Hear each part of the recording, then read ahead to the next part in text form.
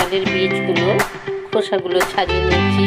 চিংড়ি মাছের মাথা খোসা ছাড়িয়ে নিয়েছি, কয়েকটা চিংড়ি মাছ ছাড়িয়ে নিয়েছি। করবো চলুন, প্রেসারে 4-5টা সিটি দিয়ে নিয়েছি।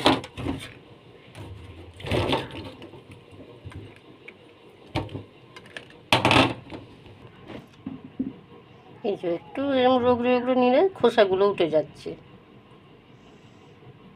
যতটা পারবো তুলে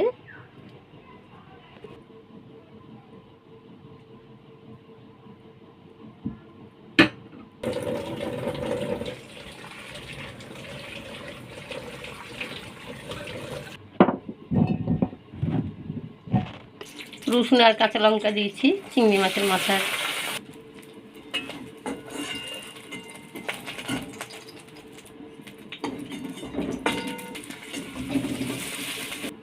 একটু জল দিয়ে পেস্ট করতে হবে, জল না দিলে একদম আঠালো মতন মিক্সির বাটিতে লেগে যায়।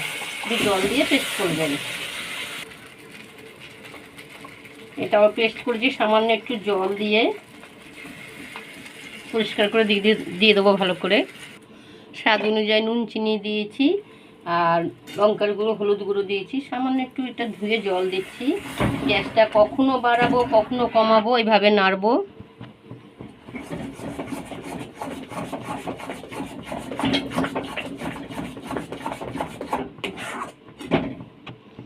এই যে পেঁয়াজ ভাজা লঙ্কা ভাজা লাস্টে দেবেন, খুব ভালো গন্ধটা খুব ভালো বেরোবে।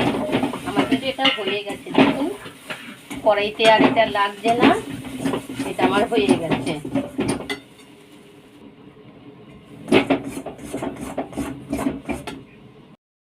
এই যে পুর, এই পুরটা দিয়ে আজ আমি কি করব, এই পুর দিয়ে আপনারা আলুর পরোটা যেরকম হয় আলুর পরোটাও করতে পারেন।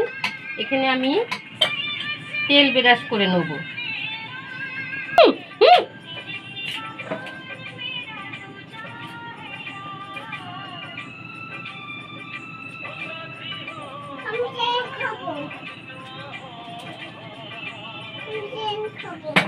মার কাছে দাঁড়ো, মা যদি বলে।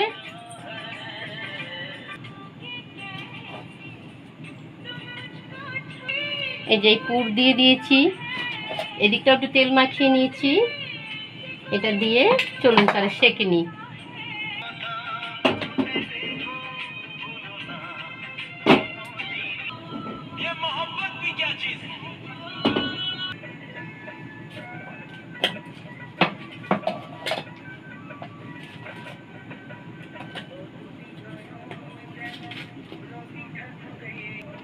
কিছুটা এই পুর তো আমি কিছুটা গরম ভাত দিয়ে খেয়েছি, দারুণ লেগেছে।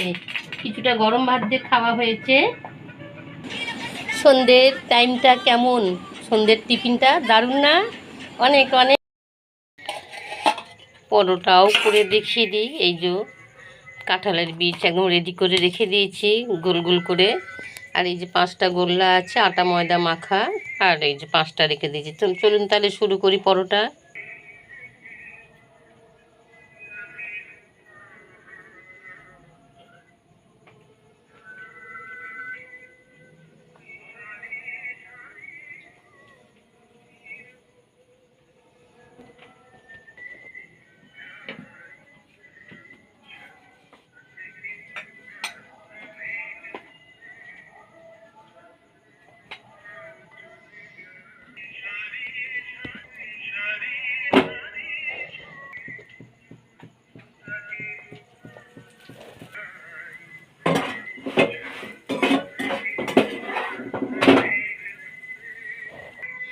ধন্যবাদ।